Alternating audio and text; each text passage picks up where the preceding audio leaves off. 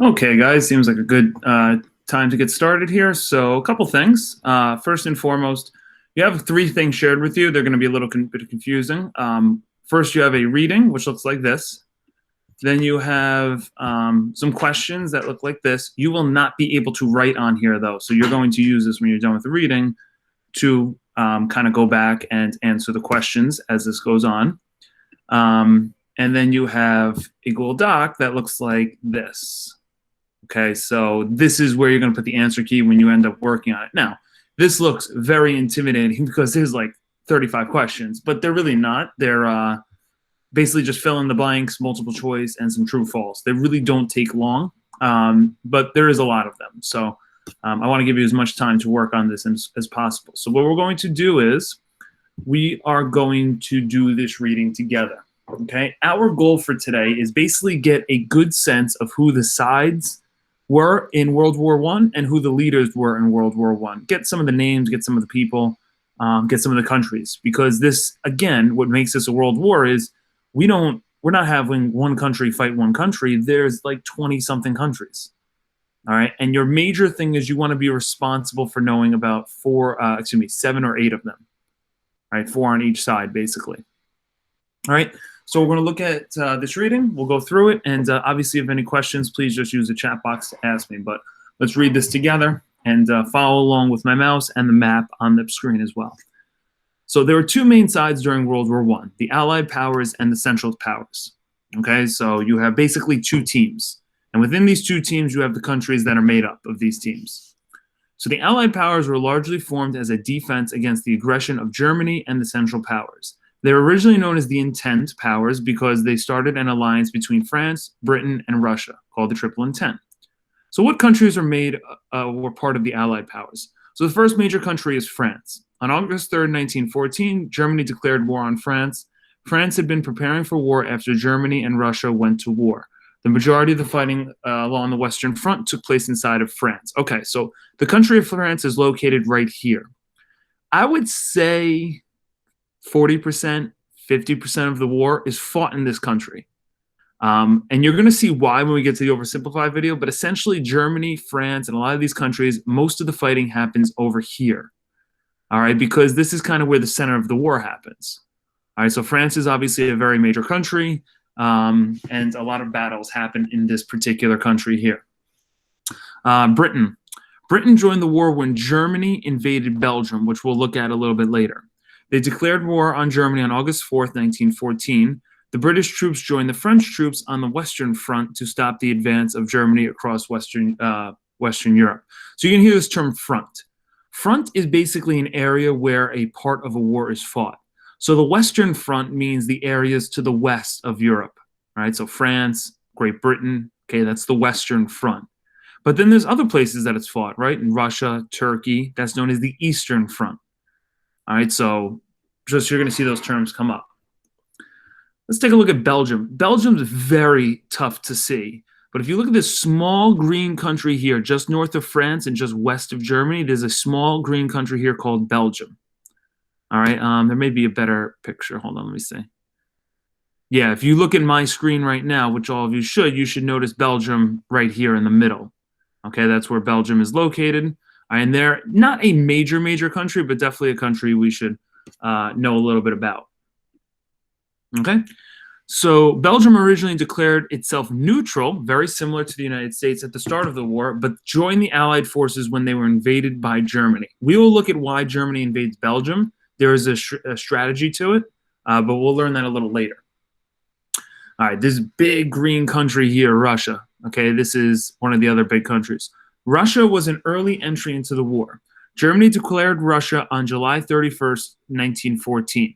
They expected that Russia would defend Serbia against the invasion of Serbia by Germany's ally Austria-Hungary. So this is what we talked about yesterday. Austria-Hungary had their leader assassinated by basically a person of Serbia. All right, and then Russia basically helped, because Serbia is their ally, they declared war on Austria-Hungary. The Russian Empire also included Poland and Finland at the time, which are now modern-day countries. After the Russian Revolution, Russia left the Allied powers and signed a peace treaty with Germany on March 3rd, 1918. All right?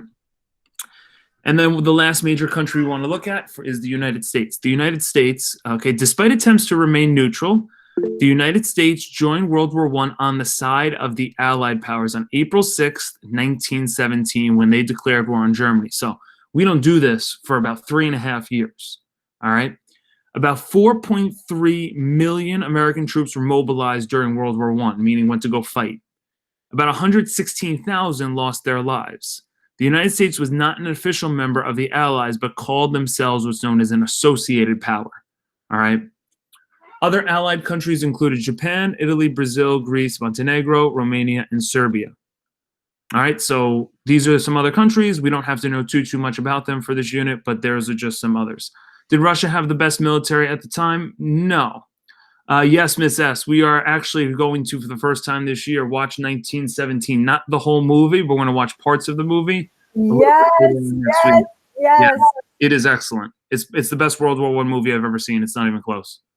That came out last year, so we'll definitely watch that. Shanika, Russia has a very good military at this time. I would actually say probably the top military is Germany. Even though they're on the other side, and the United States and Britain have very strong militaries.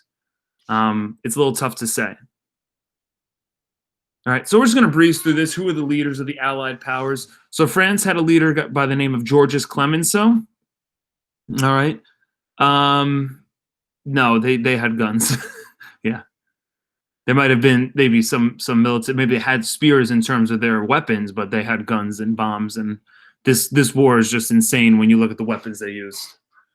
All right, so Georges Clemenceau was the prime minister of France from 1917 to 1920. His leadership helped hold France together during the most troubling times of the war. He was given the nickname the Tiger. He represented the French at peace talks and advocated for harsh punishments for Germany. We'll talk about him more at the end of the war, not so much now. Britain's a little bit confusing because in their country, they have really two leaders. They have a king or a queen, all right, and they also have a prime minister, and their prime minister acts as their president. The king and the queen, it's technically they run the country, but they don't really make any big decisions. Okay, they don't really make any big decisions. So they have two leaders. Really, the big leader is this guy, David Lloyd George. Lloyd George was the prime minister of Britain much of World War I. He was an advocate, or someone who wanted to help Britain enter the war and kept the country together during the war. So he's known as a pretty good leader. George V was the king of Britain during the war. So technically, David Lloyd George works for King George. I know it's confusing. He was a figurehead, though, with little power, but often visited the front to inspire the troops. All right, so he was more of an inspirational leader as opposed to a technical leader. Okay, Russia, Tsar Nicholas II. Now, at some point in this class, we're going to learn about what happens to Tsar Nicholas II. All right, he has a very crazy life story that we'll talk about briefly now, but we'll see a little more later. So Tsar Nicholas II was the leader of Russia at the start of World War I. He entered the war in defense of Serbia. The war effort was seen as disastrous in the eyes of the Russian people.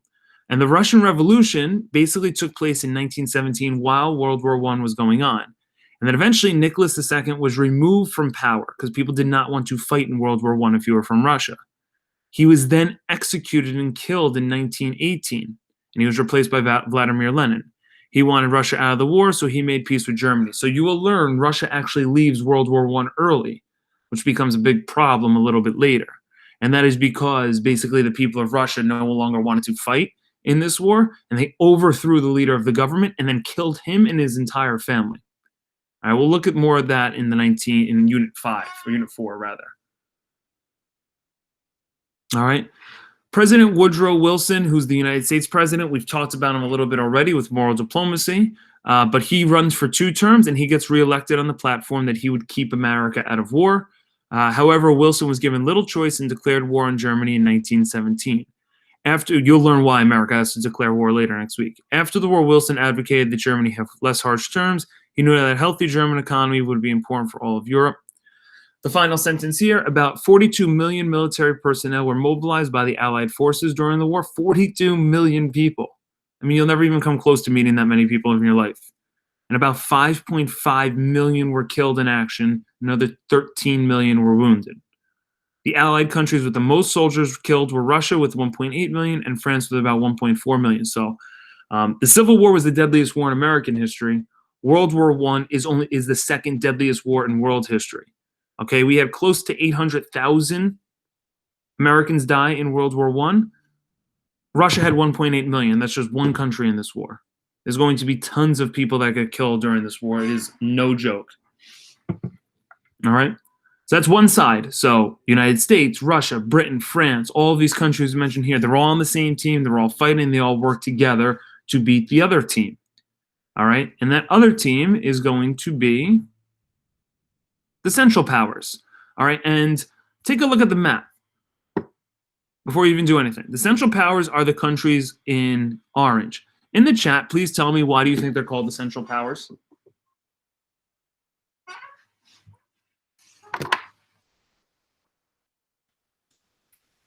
Why would these countries call themselves the Central Powers? They were the ones that started the war? No, not true. Well, I mean, Serbia and Austria-Hungary, those are on two different sides. Good try, Shanika. Not quite. Use the map to help you.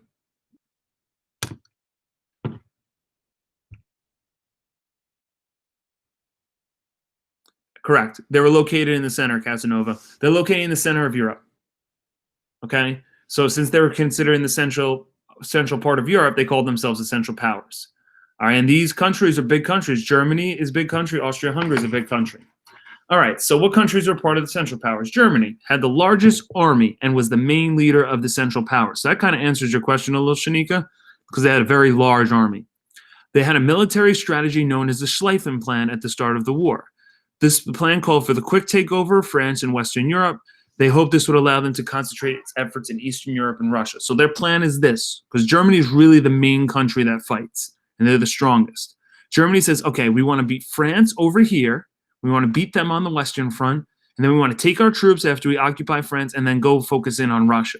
Now, that doesn't exactly work, but that is their plan. All right. Austria-Hungary. The immediate cause of World War I was the assassination of Archduke Franz Ferdinand. Okay, we talked about this all yesterday. Austria-Hungary blamed the assassination on Serbia and invaded them for this. This set off a chain of events that resulted in World War I. So we've already kind of done this. The Ottoman Empire. The Ottoman Empire, it's a little bit of a confusing place because there's no such thing as the Ottoman Empire anymore. They are located in this area. They're a very large group of countries, but the main country that it really consists of today is modern-day Turkey. All right? Modern-day Turkey. All right, and let's look at them. The Ottoman Empire had strong economic ties to Germany. They were allies with them. They signed a military alliance with Germany in 1914. Their entrance into the war led to their downfall, and then eventually they got a new country, came after them. So I just want to make this, well, let me say Bulgaria first. Bulgaria is the last major country to join the war on the side of the Central Powers. Was Bulgaria in 1915. They claimed land held by Serbia and were eager to invade Serbia as part of the war. All right, so let me just say everything straight out here. Austria-Hungary, not so great in the fighting.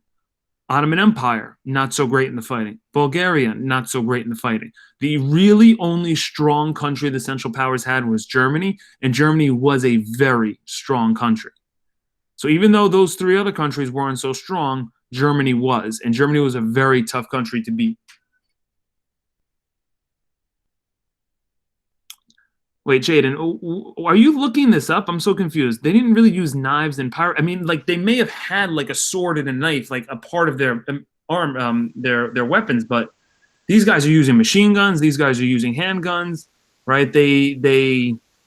That's like not a big weapon that they were using. No, they didn't use muskets. They used rifles. Yeah, they're past, like Jaden. I think you read a lot of your books because I know you're very like you have a you like Greek mythology and like the crossbows and the swords and the shields, but we're way past that type of weapon.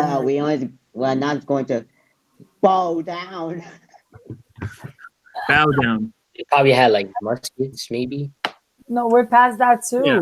Guys, like, the Civil War. When you see World War I, We're going to bow down. Get it?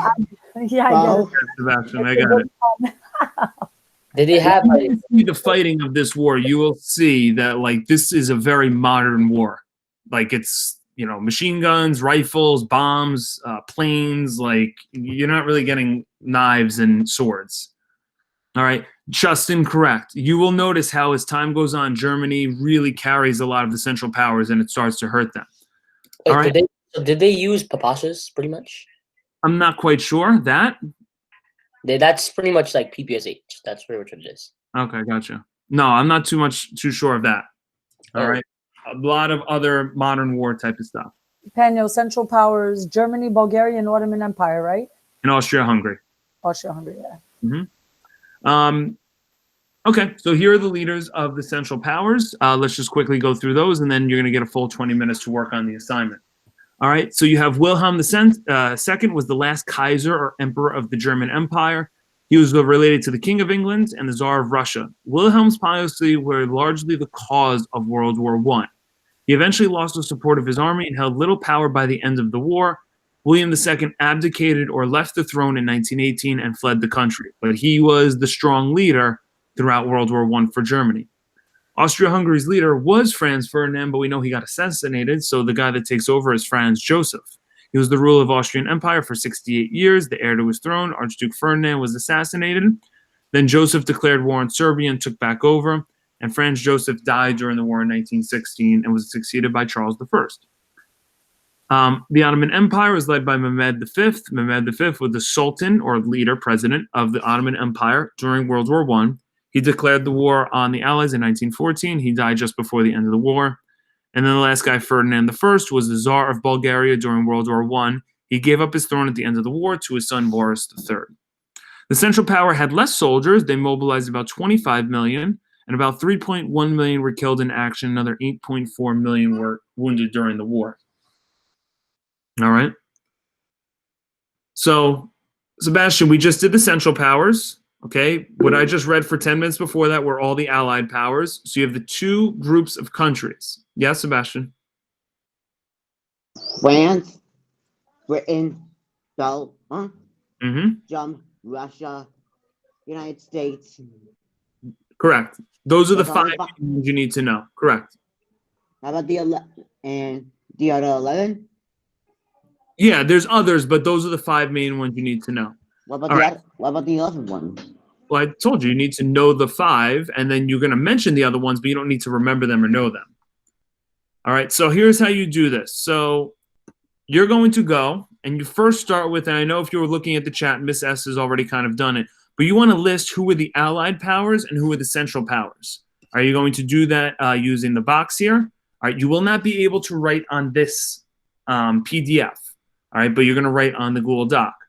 All right, then after you put in all the countries into their particular area, there's a total of 16. You'll have 11 total Allied powers, 5 Central Powers.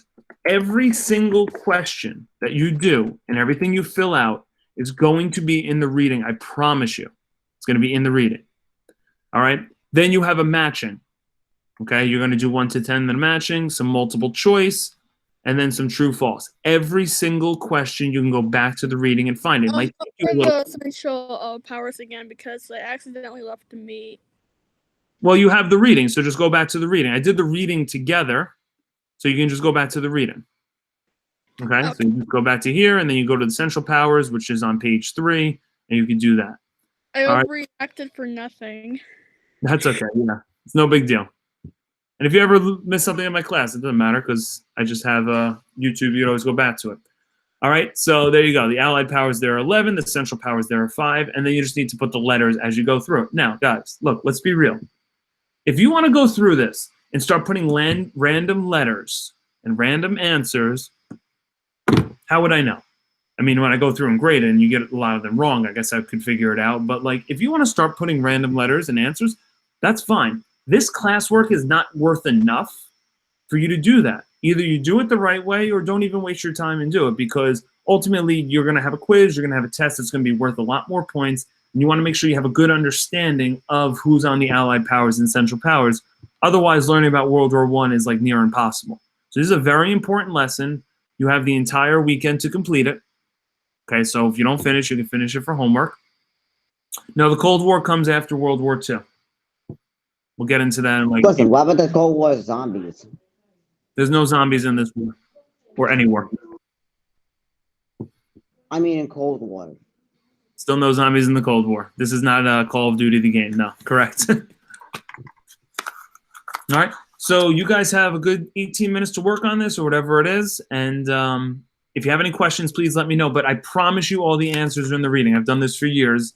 It may take you a little bit of time to look up, but if you go back to the reading, you can get any answer that they any question they ask you. Guys, I'm here also if anybody needs any help, just ask.